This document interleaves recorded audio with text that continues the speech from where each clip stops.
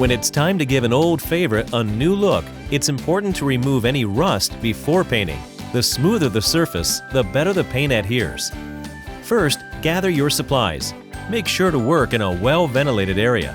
Use a wire brush and sandpaper to remove rust and chipping paint. Ensure the surface is smooth, clean, dull, and dry before spray painting. Using foil is an easy way to mask off the parts that you will not be spraying. Before starting to spray paint, shake the can well. Test spray on scrap wood or metal before tackling your project. Start by applying Krylon Rust Protector Gloss White over the entire wagon.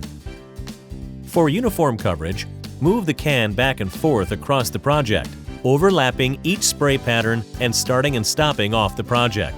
Once the first color is fully cured, use tape and paper or foil to mask off an accent stripe. Using Krylon Rust Protector in satin black, spray light, even strokes to create your contrasting color. Once the paint is dry to the touch, carefully remove the tape and then allow the project to fully cure. Krylon helps restore your projects to make them like new.